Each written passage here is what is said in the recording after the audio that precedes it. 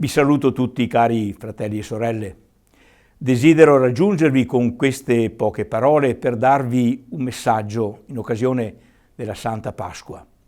Ci siamo preparati durante la Quaresima ascoltando Vangeli molto belli, Vangeli che ci parlano di Gesù come acqua che viene offerta alla nostra sete di vita, di senso, di speranza.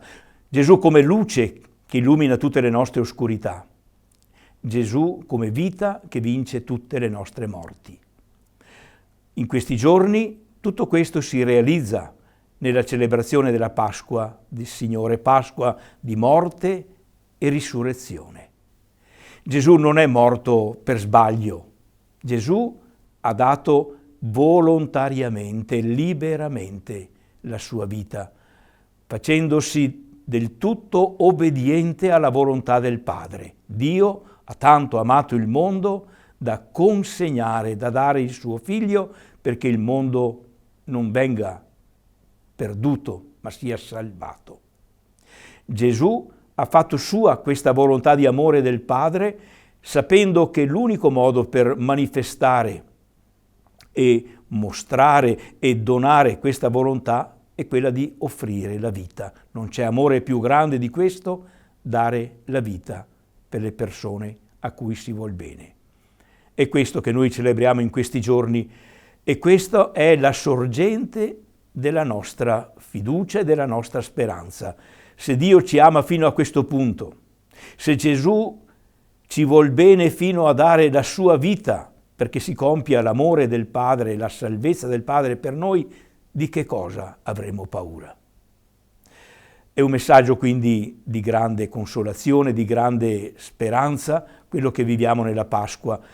E di speranza, proprio di speranza, abbiamo tanto bisogno. Lo dico anche nel messaggio del nostro settimanale diocesano. Abbiamo davvero bisogno di speranza, perché pur avendo tante cose c'è una mancanza proprio di questa virtù.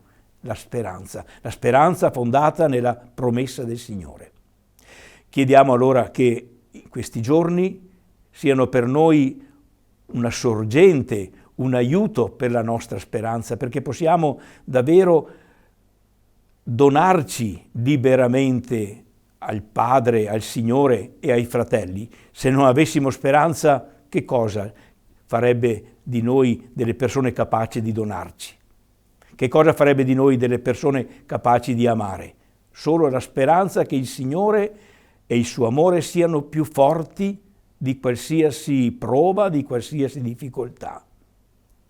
E che quello che avremo saputo donare, Egli ce lo donerà moltiplicato. Buona Pasqua, cari fratelli e sorelle. Una Pasqua di vita, di fiducia, di pace certamente, ma soprattutto di speranza per noi, per i nostri figli, per i giovani, per i poveri, per gli ammalati, per gli anziani, per tutti. Buona Pasqua.